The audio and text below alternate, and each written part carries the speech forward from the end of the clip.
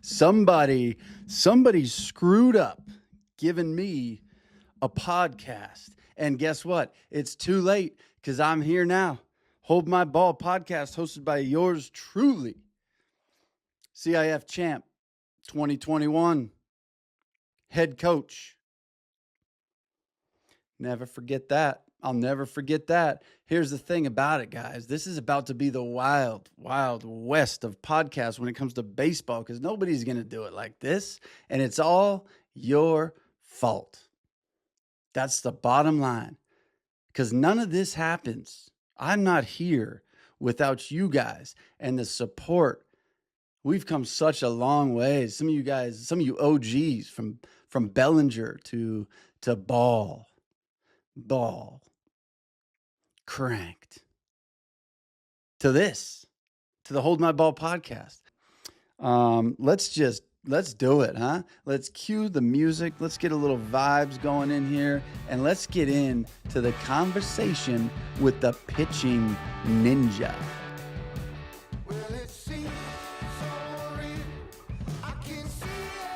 Rob Friedman, the pitching ninja. What's happening, man? What's happening, dude? Oh, I not much. broke out my sunglasses for you and everything. Yeah, that makes me feel good.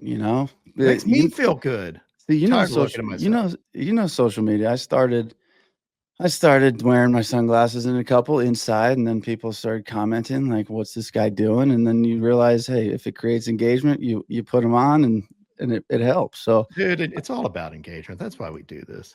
no doubt about it.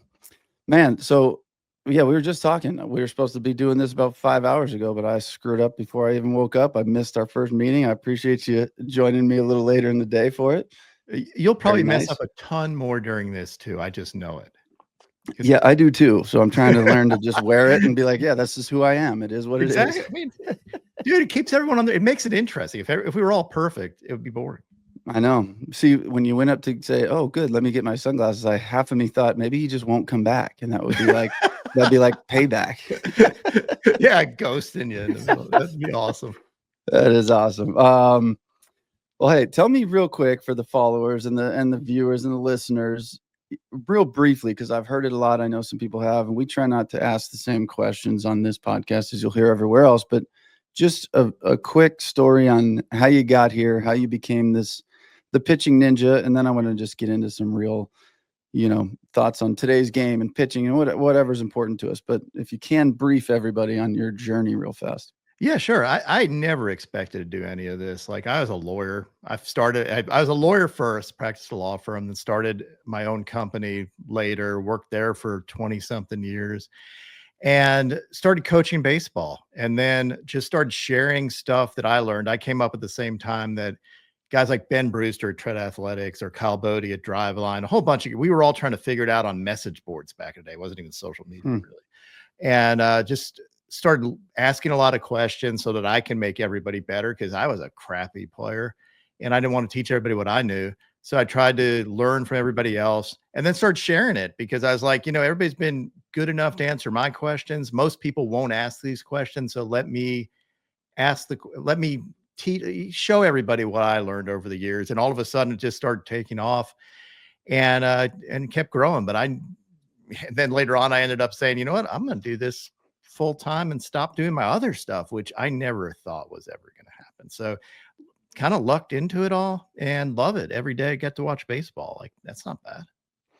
That is pretty crazy. I feel like social media chooses some people sometimes. Like I was the same story. Coached high school baseball for a long time. Started making some videos just for fun during COVID.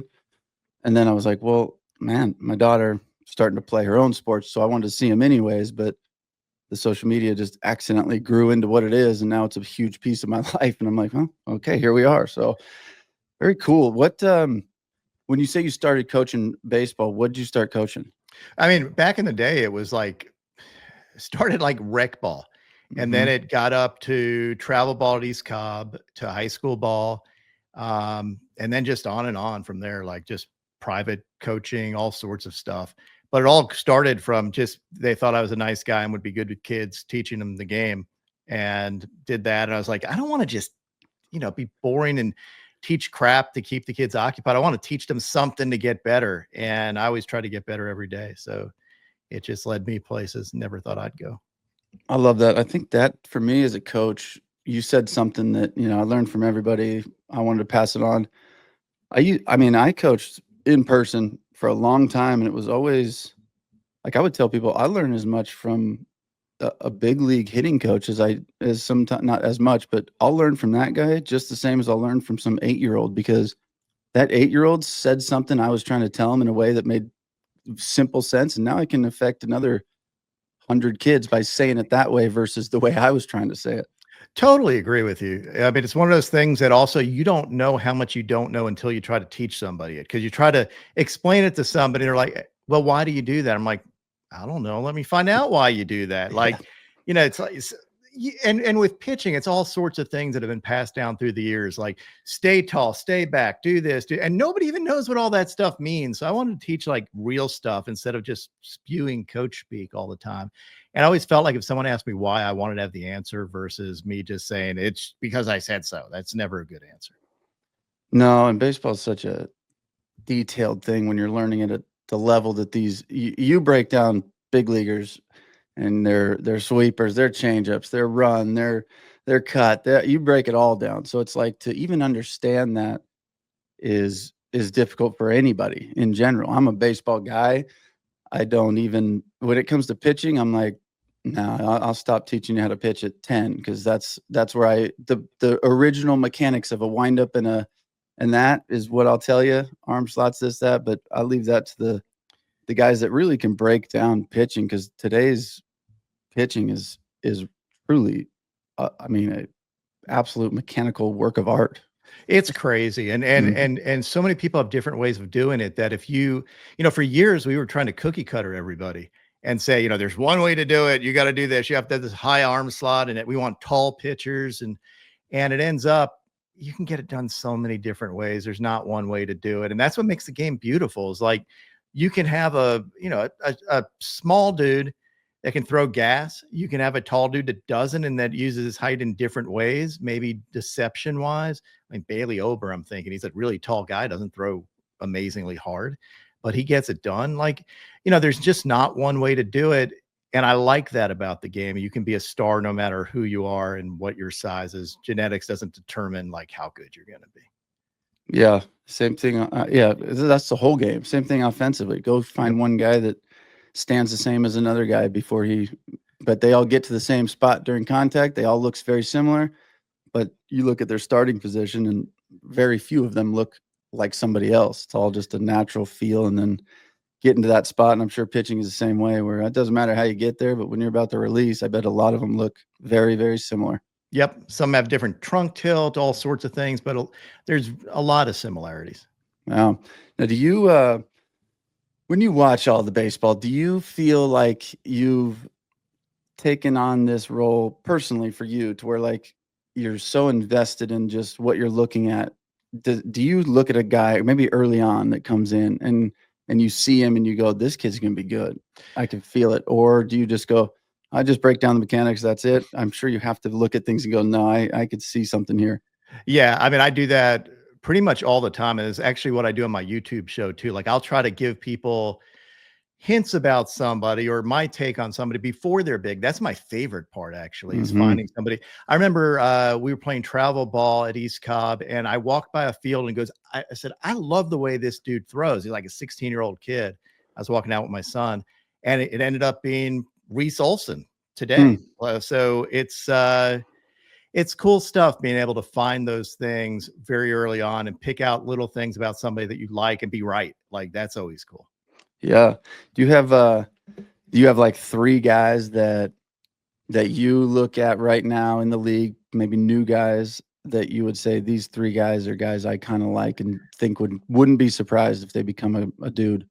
Yeah, I would say like Will Warren is one of those guys. I've been defending him on social media for what, like he had a couple bad outings. Everybody's like DFA him, get rid. I'm like, dude, if you have eyes and you watch this dude pitch, he's a lot like Michael King, who's a stud. So chill out with that. Let the dude pitch. and see what he does. But you have to have patience with some of these guys. Some other guys, Jose Soriano threw last night. He's got amazing stuff. Like, dude touches 100 and has crazy movement on his knuckle curve and slider, and also has a wicked splitter. Just hasn't had the results yet, but when he puts it together, I expect him to do well. Also, Edward Cabrera is one of those guys that it can be frustrating because he walks a bunch of dudes, and you see this stuff. Like, he throws a 96-mile-an-hour changeup. Who throws a 96-mile-an-hour changeup?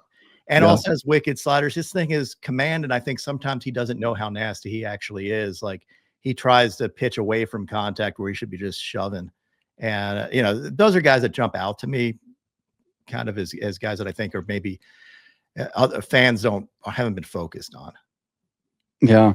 I love to hear that. I love getting a little take like that. And now I'm invested to see if these guys, and again, I didn't prep you for this. So obviously you won't be held against you, but I'm sure you're used to having things held against you. Oh, pitching ninja said this guy that. Now he's back at AA. You're like, okay. Yeah, guys. I mean, that happens. It comes with the job, right? I was just thinking you're wearing a Detroit hat, but Tarek Skubal, when he was in college, so a guy I coached with in high school ended up taking a job with Seattle University, and Skubal was just a college player then. And coach hands him the phone and says, "Hey, he wants to talk to you."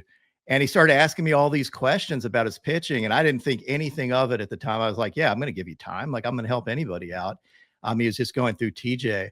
And years later, I was talking to Tarek. I'm like, "Do you remember that?" He's like, "Oh yeah, I was talking to the pitching ninja. That was so cool." I'm like, "Dude, now I'm talking to you, and that's pretty cool too. Like, you're a freaking Cy Young Award winner and the best pitcher on the planet right now." That's crazy. It's crazy how that's just a testament to it can really be anybody. You just never know. And we talked to him. I got the chance to talk to him a while back, and I know him just through social media. I have a clothing company, and I sent him some stuff and whatever. We connected through that, but I got to talk to him. I don't know, it was maybe 3 weeks after he won all the awards you could ever win. Yeah. And what a cool guy, and he said it like kind of like you just said. In college, he was okay. He was good, but I mean, if somebody would have said that's a future Cy Young, Triple Crown, best pitcher in baseball for right now, arguably a year and a half stretch, you would have went, oh, okay, cool. But he's dominant. So I love to see those stories that, you get the first rounders that were always supposed to be the guy, but then you get these guys that are at some little college in the middle of nowhere, and here you go. It's beautiful. He still remembers it too. Like, you're right. He is a good dude. And I think everybody out there should know that he's just a really nice guy who on the mound, he's not so nice, but he's a competitor. That's what you're supposed to do. But off the field, just as good a dude as there is. And even on the field, you can see him joking with opposing players and stuff. Like, he has fun. He doesn't take the game that seriously, except when he does. And then you can see it in his face, and he wants to just throw that ball down your throat.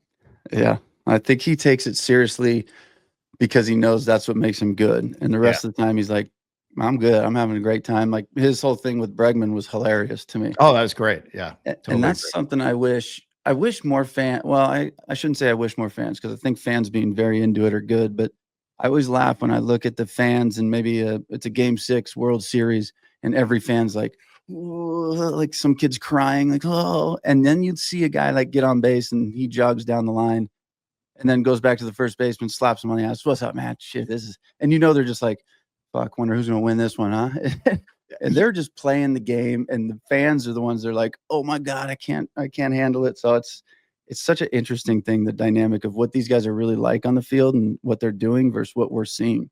Yeah, I feel fans take it a little more seriously sometimes than the player. The players take it serious. They want to win, but they also understand they're lucky to be paid to play a game. A lot of these guys feel that way.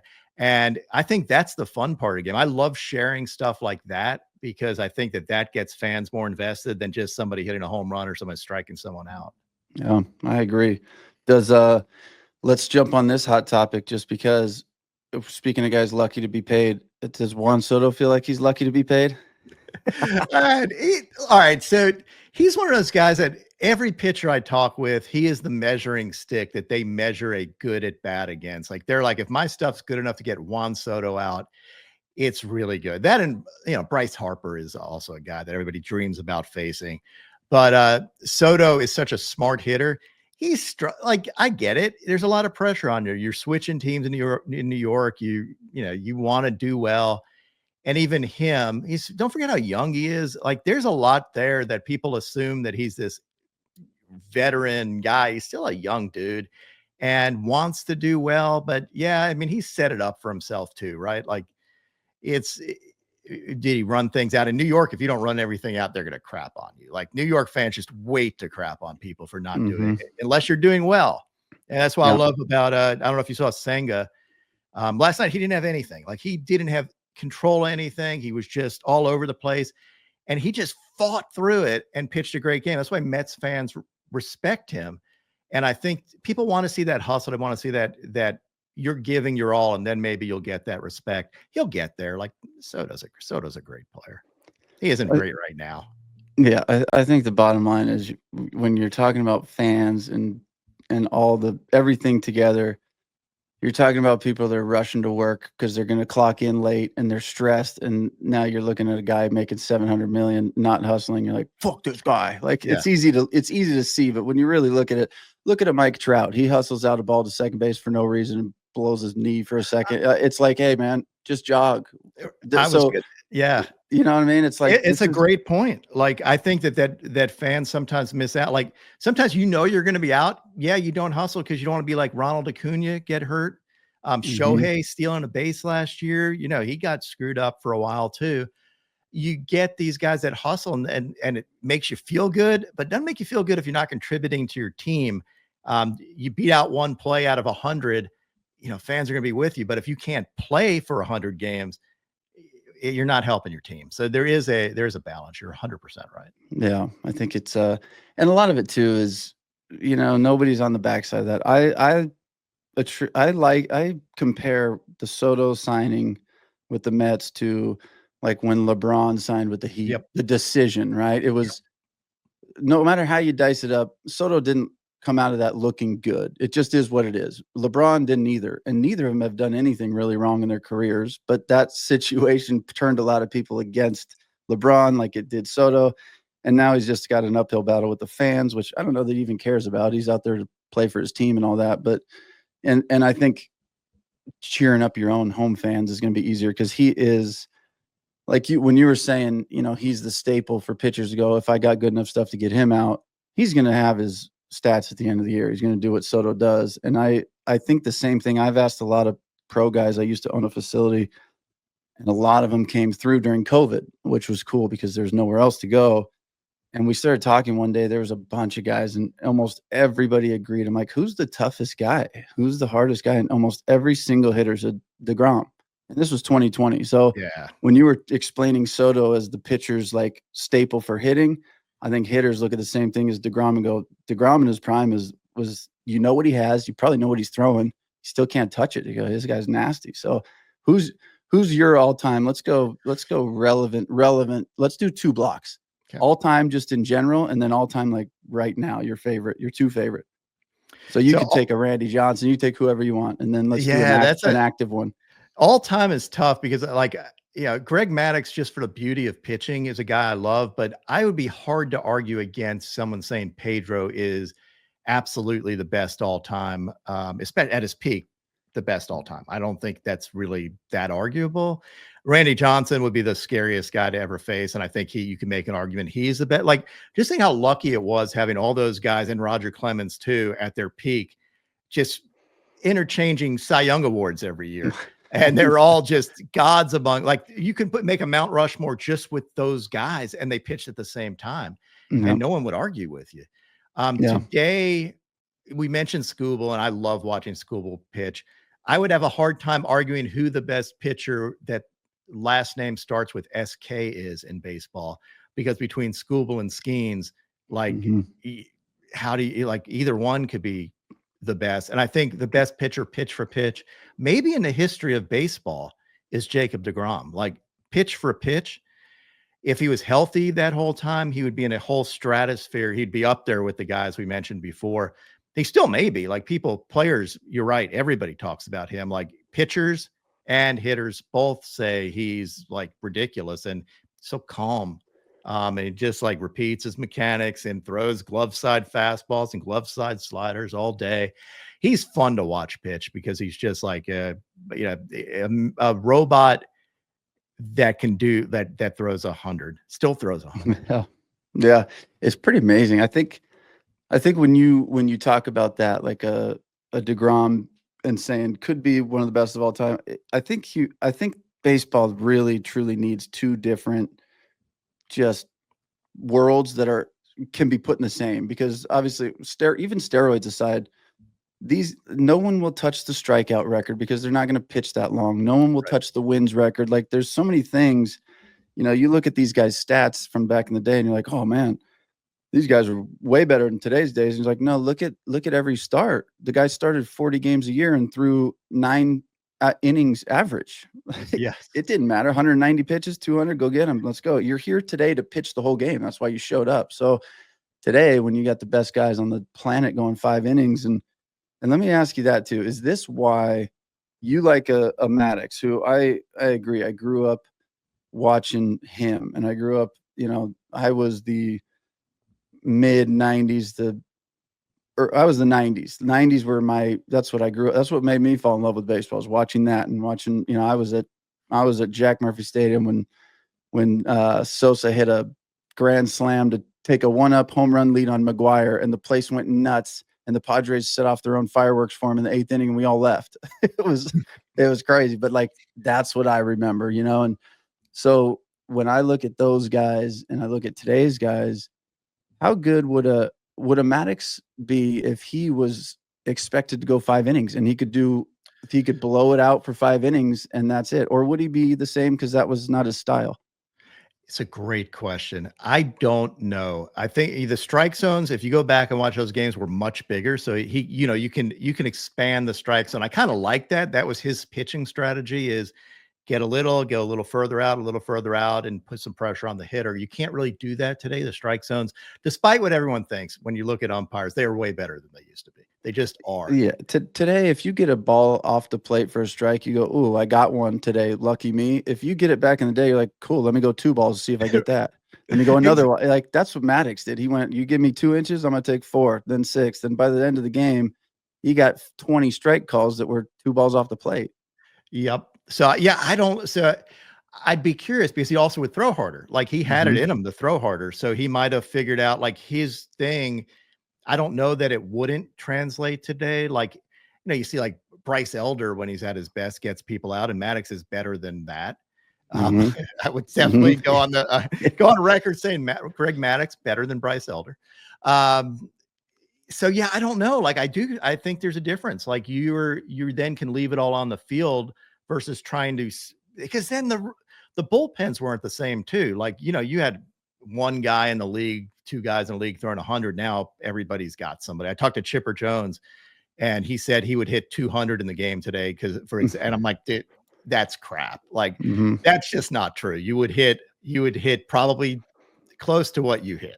Yeah. Because he owned Randy Johnson and stuff. So it's not like Yeah. he would, but he looks at the game. He's a hitting, he helps the Braves with hitting, and he's like these guys are really tough. But would John Smoltz have been just as good? Would someone like Tom Seaver might have been better, because he got down real low and threw upper, fastballs up in the zone, and with launch angle type swings. Could he have defeated them up in the zone? Yeah, probably could have. And he had a wicked slider and curveball and changeup, like knew how to pitch. I think he would have done really well. I think a lot of these guys, if you put them in today's game, would do really well, and some wouldn't be able to make it. So Greg Maddox is a tough one, because I'd like to think his intelligence and creativity on the mound would be successful, but I don't know. Pedro would be a lot easier to figure out. Like Pedro would be, Randy Johnson would be equally dominant. I don't think he would fall off at all today. I agree. I think what people always miss in those conversations is like, okay, you compare Babe Ruth to Aaron Judge, right? Aaron Judge, I think if everybody non-subjectively looked at it, Aaron Judge is way better than Babe Ruth, just because of what debate when he's doing it, right? But what you have to take into consideration is like if you put Babe Ruth in today's game and he grew up as a kid with the same resources, what would he be like? So I don't think you can compare the two. Yeah. But when it comes to pitching, I think you can. Like you said, Greg Maddux is so smart. If you told Greg Maddux what the game was, hey, these guys are all trying to leave the yard. Nobody's trying to put a ball in play with 2 strikes. He'd go, fuck, sweet, easy. What do you mean? Yeah.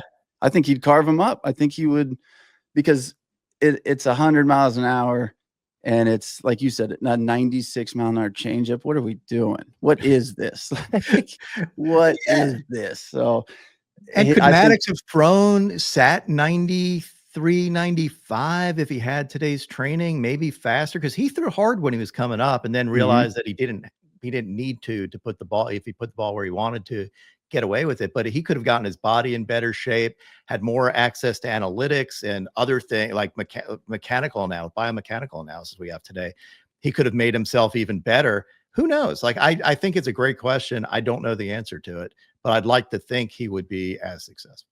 yeah, I agree. I think the one thing that the 2 generations go back and forth on, this is why I think we love a guy like a Scooble on the mound and these guys that compete, is the grit of the game. It's so many numbers now that it's not like, hey, he's going 3rd time through the lineup. Maybe the numbers say to do this, where really it's like, fuck it. This dude's got balls and the best hitter's coming up. I don't want anybody else pitching to him. Throw him up there. Leave him in. Let him. I don't care if he's on pitch 90. He's gritty and he wants the spot versus just the guy that the nerds behind the computers and nothing. And I only say that because everyone knows what I mean. I Yeah. don't think they're nerds. I think they've changed baseball, probably some for the better, some for the worse. But the grit that those guys back in the day had compared to the ones today, I think they still have it. You just don't get to see it as often because they're not allowed to be in the position to use it. Totally true. And I think the guys that we mentioned, Skeens and Scooble, both are like that. They're both throwback type attitudes. Skeens, same thing. Like in college, he was throwing 130 pitches and throwing, I think I had 102 on his 120 something pitch. And it was like, who does that? The dude is a giant dude, respects the game. And he did it real late in college, right before the draft, where most guys are like, no, not risking anything. He's like, no, I'm here to win a championship. That's what you Right. want. Yeah. I mean, he is a team guy. He would put everything on the line for his teammates. I feel like Scooble's the same thing. You have to pry the ball out of his hands. I love stuff like that. Like, give me those guys. And I get analytics always is going to play a role in the game. It's just analytics is just giving you data to try to figure out how to make your team or yourself better. If you think of it that way, instead of demonizing it, that's great. If they had it back then, they would have done it. But I do miss sports about competition. It's not about how smart you are and about the numbers. That's why, I like thrive on the visual side. And I think fans do too. I try to show visual, funny stuff, competitive stuff, things like that. Cause the numbers, like I don't want to watch a game for math.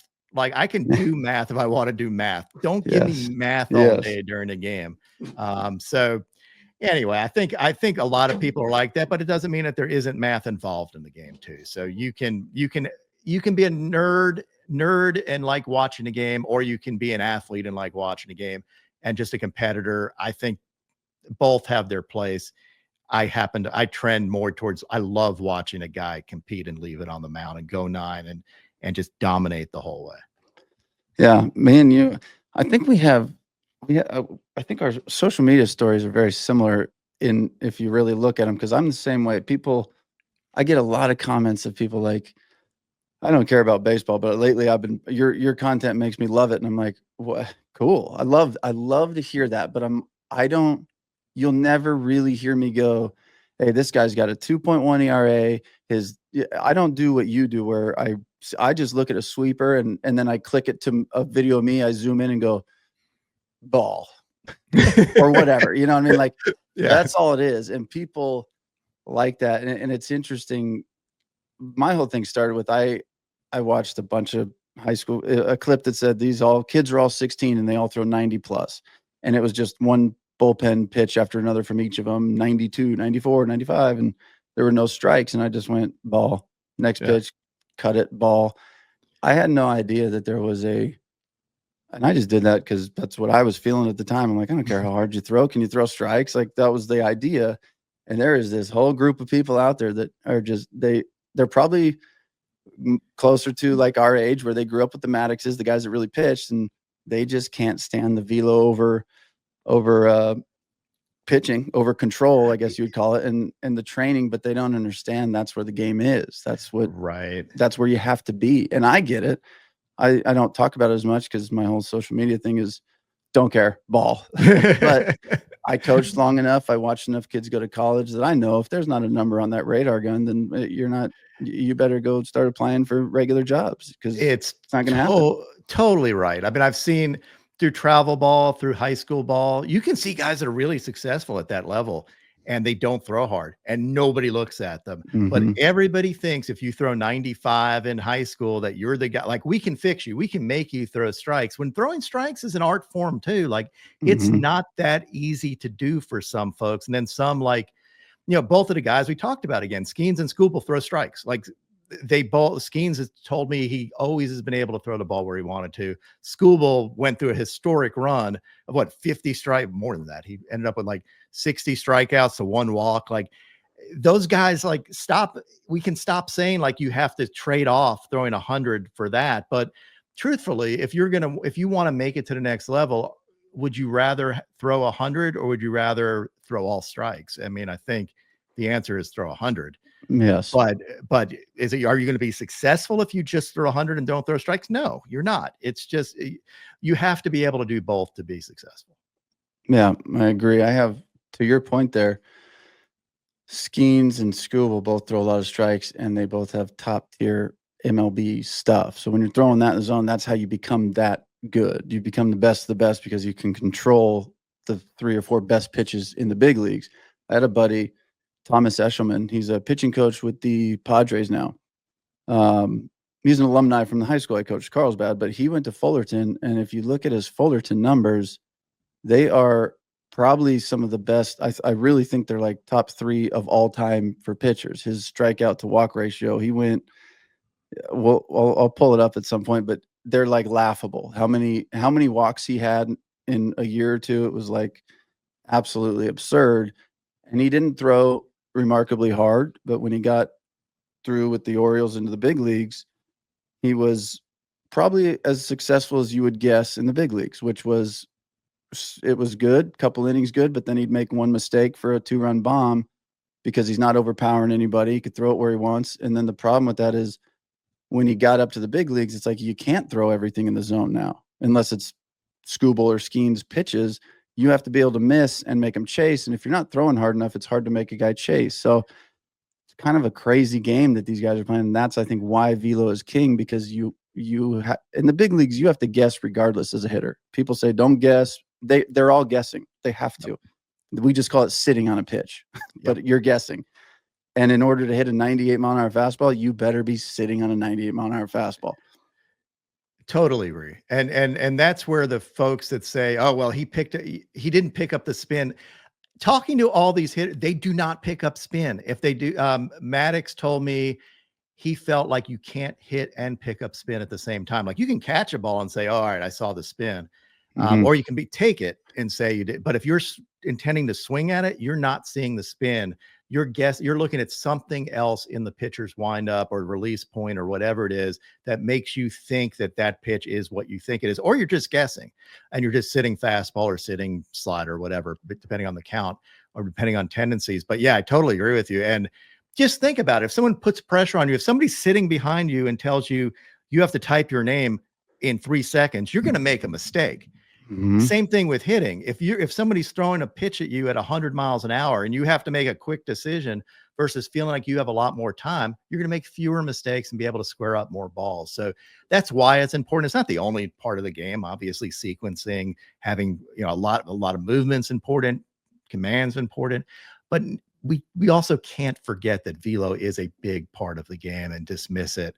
And they used to be like, you remember back in the day, people were like, you can't develop velo. We can make you into a pitcher. We can't teach velo. Now you can teach velo within reason. And command is a lot harder to teach than people think. Like it's hard to dial that in. Once you've developed your mechanics and all that stuff, it's harder to develop command. It comes with age a lot of times. Yeah.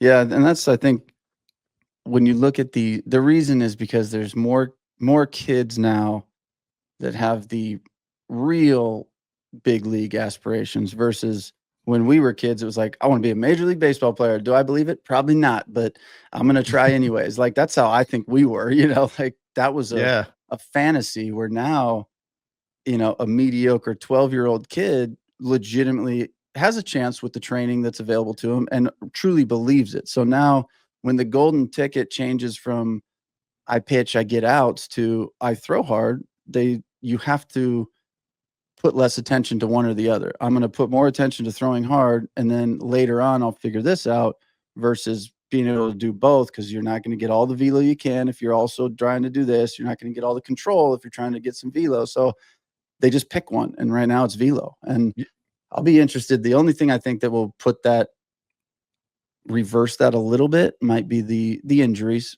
That if you continually have injuries, is it sustainable to just go velo, or do you think pitching will ever revert back at least a little bit? It'll always stay velocity, but do you think the importance will shift a little bit to stay healthy and be able to pitch? I think it will. I think we're also finding out ways to help people stay healthy. It's always going to be tough, because if you redline your car, if you redline anything, you're trying to go in athletic competition. There are very few athletes that are so much better than everybody else that they can't try at 100%. And for pitching, it means trying at 100% means throwing as hard as you can for as long as you can in a game. So you're always going to have that, people chasing it, because you're a competitor and you're competing against somebody. But there is a little bit, like, I think teams are starting to get maybe a little smarter. Maybe you can change your arm slot to have a little bit more movement at approximately the same velo, taking a little bit of pressure off your arm. Could be little things around the edges to help improve. And also, if we do things like, if you ever do you lose your DH, if you take your pitcher out early and make pitchers throw deeper, that's another way of doing it. Like, pitchers will dial it back a little bit if they have to go deeper into games. But I also don't think it's fair to say that, like, back in the day, there are only a handful of good pitchers on a team, or less than a handful, right? Like, if you're a failed starter, you're in the bullpen and you're lucky to have a job. Now you have guys that they're in the bullpen because their stuff is obscene. Matt Brash, obscene stuff out of the bullpen. Duran, you can name billions of guys that are just absolutely disgusting out of the bullpen. You wouldn't think about starting them. You have the best pitchers coming in relief now too. So the game has changed a lot. There's a lot more arms we've developed, especially in, these hot baseball hotbeds like California. Georgia's one, Florida, Texas. You have guys that legitimately have dreams to play. We have great coaching, and you're going to see more and more great players. We're lucky to be in a time where we have so many really, really good players. Yeah, can't agree more with that. It used to be, hey, bounce the starter, get to the bullpen. Now you're like, nah. Yeah, we don't want to do that. Let's let this guy stay a little bit longer. See if we could leave him in for a while, get him tired, because that's our better shot of doing that than getting to their pen. We will. You've given us more time, I think, than we asked for, which I feel like I could talk to you forever. We're gonna have to do bring you back for another episode. I can already feel it. But let me ask this: you said you can't. It used to be you can't make a guy throw harder. You can't do this. A guy like you, and you also said Randy Johnson's scariest guy you would ever be able to face. I go on the other end of that, and I would say Aroldis Chapman would be my scariest guy. I don't think either guy really cared if they pegged you, if they drilled you in the back, but I think Randy Johnson went there a little more on purpose than Aroldis does. I think he genuinely throws one up and in on somebody, goes, oh, whoops, I don't know. Yeah, and he doesn't care. That scares me. And you can't charge the mound off him. No, because he would absolutely that's another. You remember Amir Garrett fighting the whole Pirates team. I was talking to Amir and I said, like, is there anybody you wouldn't fight? Because you're nuts. And he's like, yeah, Aroldis Chapman. If he threw one at me, I'd be like, yeah, I'm good. Sorry, tip my Don't worry hat. about Like that. Yeah. we're all cool because he played with them, and then you see like Yeah. Aroldis has gone from a flexible, fast twitch athlete to an amazing. Like you walk by him at anything, and you're like, like him and Aaron Judge. You walk by, and you're like, these guys are different species. They're just Mhm. gigantic dudes. And Chapman trains in boxing and stuff, and you just don't want to mess with them. So yeah, you're right. If he throws one at you, you're like, I'm sorry. Well, let's keep playing. It's It's a cool. good pitch. It's a good job. I It's should have got out of the way. 103. Yeah. Yeah, I do agree with that. And this is what is interesting to me too, because I saw him throw the other night, and I'm like, I don't remember him having injuries, and I'm sure this is common knowledge in the pitching world. But I looked him up, and I thought it was actually funny. His injuries to me were hilarious because I'll read it. Chapman has had a few notable injuries throughout his MLB career: tendonitis in his left knee and Achilles, a leg infection from a tattoo, and elbow inflammation. He also missed time due to a broken eye socket from a comebacker. I'm like, so this dude has 0 throwing related injuries other than some elbow inflammation for a minute, but he's pitched what, 15? How many years has he been in the league? Yeah, like 15. 15 years. And this is a guy that naturally throws 105. There's a lot of work put into it, but that's naturally in him, where the other guys that face all these injuries, their natural ceiling is probably low 90s, but when you push it up to high 90s, it takes all that work and stress and strain on your body. It's inevitable that your body's going to go, we tried, it's time to get fixed. But the guys like Chapman and the guys like Nolan Ryan and those guys, is just there. They were born with it, and obviously tons of work put in, but there's a lot to be said about the natural velocity versus what I've worked for. Yeah, good point. I mean, I think that Chapman's mechanics are insane. Like if you were to design somebody in a shop, that would be who I would design. In a lab, you would design that dude. But the way he's changed his body type is insane, because as you age, you lose a little bit of that flexibility that he was relying on to get the velo and the positions he was getting in.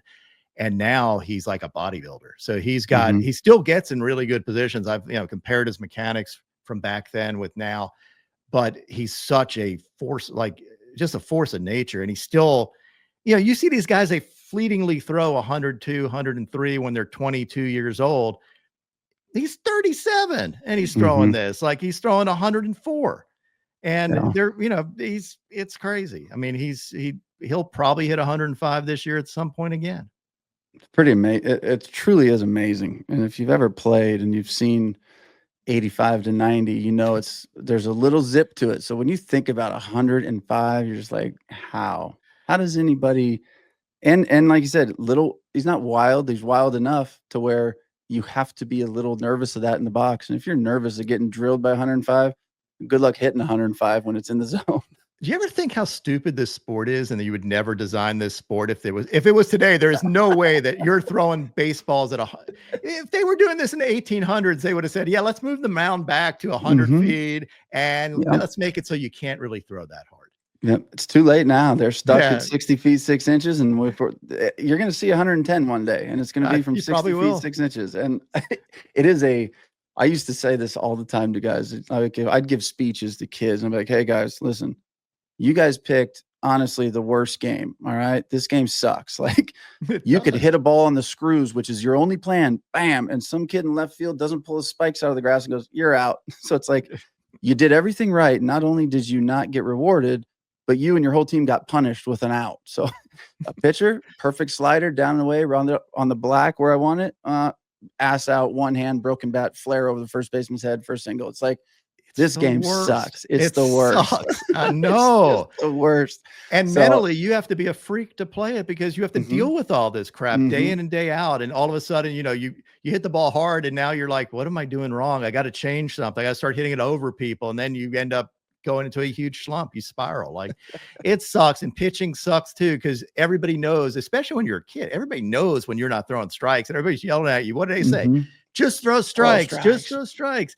That doesn't help anybody. What do you think he's trying to do? You think he's trying to walk everybody? No, he's not. That doesn't help. Yeah, like this was his plan today. Yeah. Oh, throw strikes. Thank you. Now I got it. Cool, man. Appreciate it. Sure hope I get called into this game so I could just throw a bunch of balls and screw everybody here. Yeah. Yeah, exactly. I hope my mom cries in the Yep. stands I today. want Yeah. I want my dad to be pissed at me on the drive home today. So it is Yeah. it's quite the thing, man. This is super cool for me to hear. I would love to jump on again at some point, but like I said, I'm a baseball. I love baseball in general. Breaking down swings, not my thing. Breaking down pitching, not my thing. So to be able to talk to somebody who does and who knows and just the takes and the thoughts from your brain in the way you see the game versus the way I see it, really cool for me. And I'm sure obviously a bunch of people enjoy hearing this, but very cool. Do you what's let's say next, not next for you, but what is outside of like what we see, right? What do you do that, is there appearances, camps, whatever it is, or is it all here? Yeah, I mean, I used to do a lot of coaching. I don't do as much anymore. I will if somebody asks real nice, I will. I just like helping people out any way I can. I feel the best way to do it right now is on social media, so I've stopped doing that. Um, yeah, I mean, what you see is what you get. I just work really hard, watch as much baseball as I can, try to help answer questions whenever I can. Even like get MLB guys ask me stuff all the time, and I love it. Like, ask me all the questions because it makes me feel good. Let somebody even Mhm. gives a crap what I think. So that's always fun. I love Yeah, I that. just love baseball. It's fun, Yeah, and I I can love tell that. you do too. This has been great. Yeah, this has been I appreciate you big time. I think, yeah, I love what you just said about, I mean, having a big leaguer reach out to you and ask you something is a crazy, it's a crazy thought. It's like I run into people and if they recognize me, they're like, "Oh," I'm like, "Dude, this is as cool for me as it is for you." Like, I'm just a regular. I don't look at myself like I have a small social media following, but anytime someone recognizes me or if I DM a big leaguer question or say something and they answer, I'm like, "Oh, that's crazy. That's cool." It's a So for somebody like me, and it sounds like for you too, where we fell into this world and did well in it versus my plan is to be a social media guy. Here's what I'm gonna do. Like it's all just one big fun surprise. The more things that happen. Literally every day. Every day I feel amazed that, anybody pays attention to what I do. And it was one of those, I was in Japan for the Cubs Dodgers things and getting stopped on the street like regularly and stopped on the street, Mhm. like walking to the stadium or in the stadium too. And I was like, this is so cool. Like, I love any of that stuff. It does Mhm. not bother me 1 second. Like, can you give me an order? Can I get a pic? I'm like, hell yeah, you can. Yeah. Like, It's like awesome. it's awesome. Like, How I many loved it. how many people that recognize you know your name or do they just yell out pitching ninja Usually it's pitching ninja. all the time, Actually right? it's awkward if somebody calls me Rob too. It's just Yeah. like really weird. Yeah. I would actually rather maybe I'll change my name to Ninja. But no, I think almost all the time it's like, are you pitching ninja? Like, yeah, Mhm. yeah. Yeah. Yeah, But the question and then I knew it. yeah, exactly. I knew it because I happened to be wearing a pitching ninja hat and That look like the helps. guy on. So yeah, that definitely helps. But yeah, it's really cool, and we're both lucky to give back to the sport the way we can and to affect anybody. Like this has more effect than just coaching a team, right? Like you have an Mhm. effect on a lot of different people, so you're having more impact on the game this way than you would just coaching. So it's all good.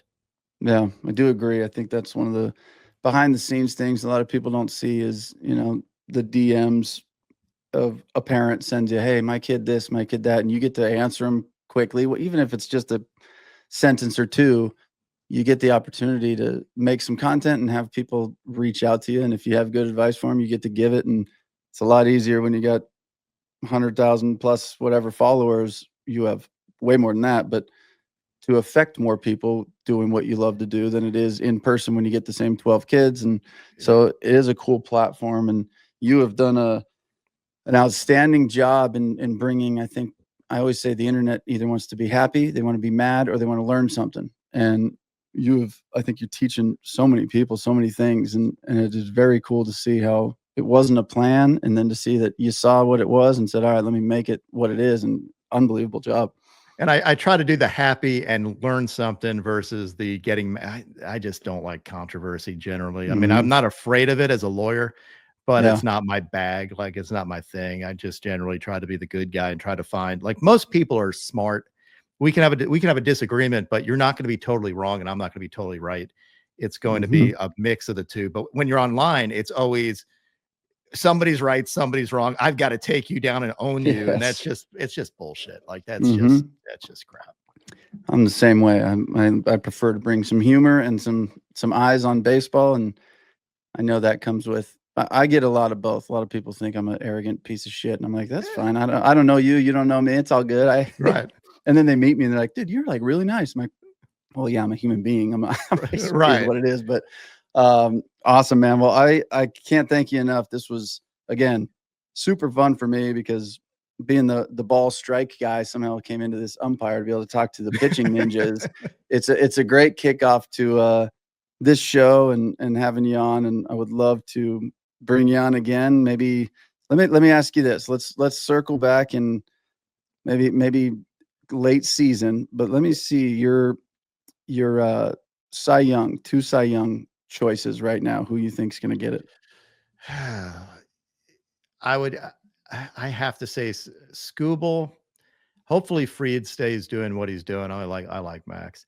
Mhm. Um, Scooble's the best pitcher, flat out. Max is pitching really well. So we'll go Scooble. And you know, I was trying to pick a dark horse. I have bet on Yamamoto to win the NL Cy Young just because I liked his odds. Skeens is a favorite. Skeens should win it, all things being equal. Wheeler's got a shot. Yamamoto's got a little bit more of an outside shot. He's got to pitch well. Um, but I hate going with favorites, but obviously the favorites are Skeens and School. Yeah, I did. I picked the same thing before the season started, and I same thing you did. I'm like, I'd love to pick somebody that makes me sound smart, like I know what I'm talking about, but the best are the best. And what are you Yeah. gonna do? The only reason I I took skipped him, Yamamoto when he was 17-1 though, so I felt good about that. that's a win of a pick, whether it wins or not. It's a smart Yeah. choice. Yeah. The only reason I didn't take him is I said originally, what reason do the Dodgers have to throw anybody enough innings to win a Cy Young? That They're was the yep. incredibly loaded, and now they're all obviously injured, and you see what you see. But Yamamoto is not a bad choice there. So, pitching ninja, I'm going to call you that. I'm not going to call you by your name. Good. I want to thank the ninja for coming on today, and we will circle back. Let's circle back at the mid to end of the season and see how these Cy Young Award candidates are doing. Let me ask this question: if Scooble and Fried both continue to do what they're doing, who wins? If they continue doing what they're doing, it's probably Fried, Yeah, because if you end up with an ERA where his ERA is, it's gonna be tough to beat. It's hard to maintain that though. yeah. And I can see Scoobles coming down some because Scoobles had I thought he had his best stuff last outing. He was, 101, he had his 101 and change, and also had a 94-mile-an-hour slider that was absolutely disgusting. And then just got a little lit up later in his outing. But you saw the stuff, and that's what Mhm. mattered to me. A lot easier to give up a 8 spot in the first couple games of the season and knock that ERA down than it is to go 10 games with a 0.9 and keep it down there. Yeah, exactly. Totally. So, all right. Well, hey, thank you so much. I will check in with you in a few months and see where we're at, but I appreciate the time today. Sounds good. Take care. All right, you too. Thanks for having me. Bye. All right. I told y'all that's a conversation right there. The pitching ninja. What a guy, huh? What a story. What a guy.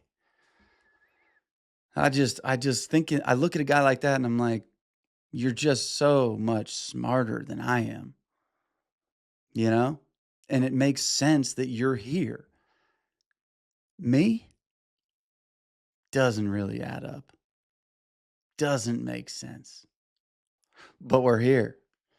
Maybe we're smart in different ways, you know? I think we all are. That's the thing. Um, Somebody asked me, I had a thing out. I said, hey, ask me some questions. Go ahead and ask me some questions. And somebody said, how do you do it? Or were you just born with it? And I said, listen to me. Listen to me. We're all just born with it. Every last one of us is born with it. It's just that we get out in the world and we start worrying about other people and we go, oh no, that I'm not good enough for that. I'm not cut out for that. I would love to do it. Hey, guess what? If you would love to do it, you could do it. You got a passion for something for a reason. I don't care if you believe in God, the universe, whatever, a mystical creature, whatever the higher power you believe in, or if you don't believe in a higher power, you believe in yourself. You have the passion for a reason.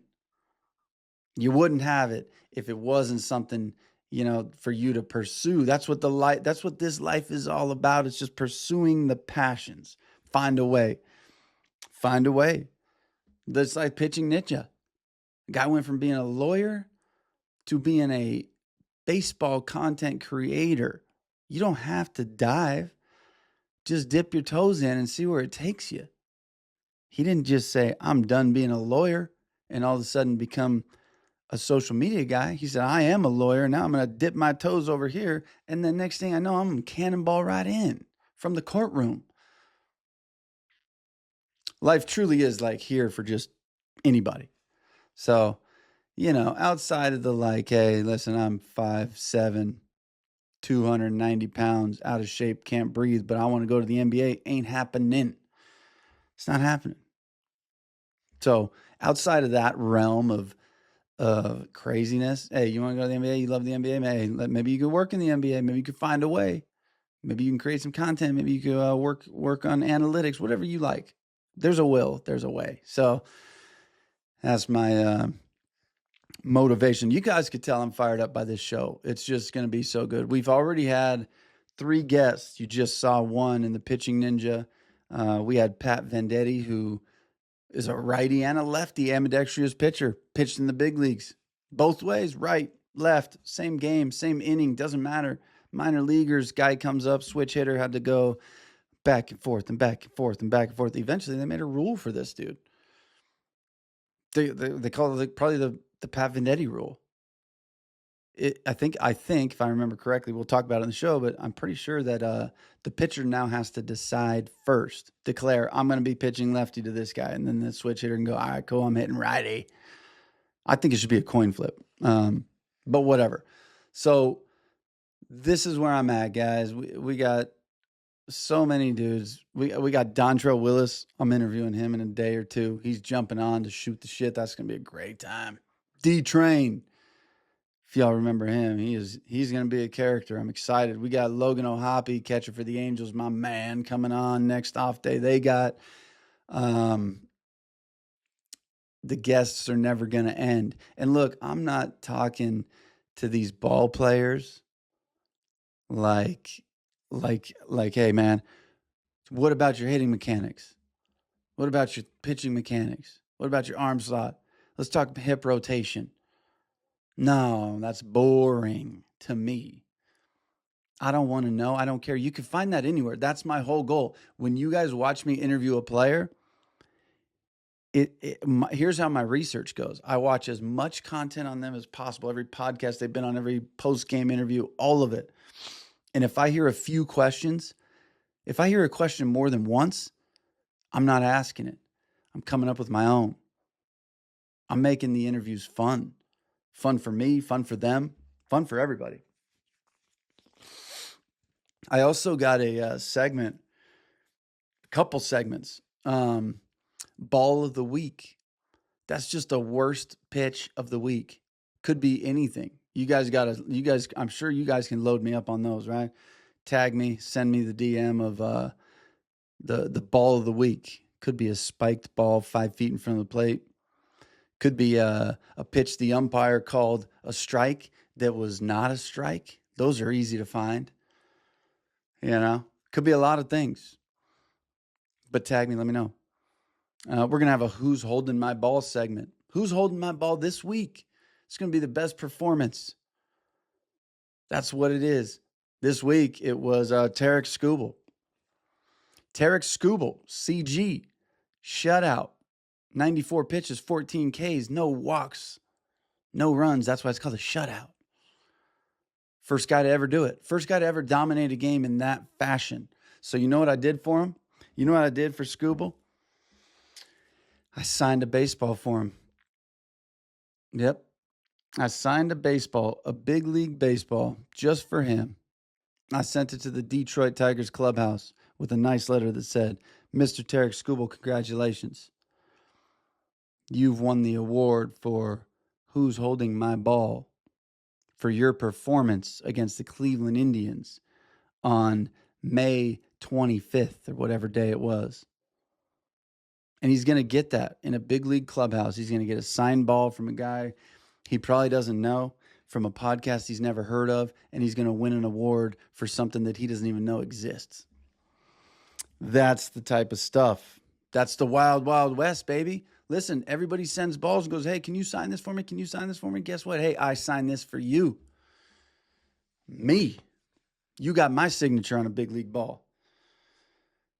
Because that's just how life should be. We should be giving back to these big leaguers that give us such good entertainment. They're the best in the world. And listen, that's it, guys. That's today's show. It's a wrap up. It's a brief on what you can expect. And I'm telling you, you can expect this to be the best fucking baseball podcast on the planet. I don't know if we got any music yet to see me out of this, but if we can start some tunes and we can start blurring me out and maybe put a logo up here, that would be friggin' awesome. So, episode 1 in the books. This is your host of the Hold My Ball podcast, Jake Savicki, CIF 2021 champion, Carlsbad High coach, signing off. Now blur me out.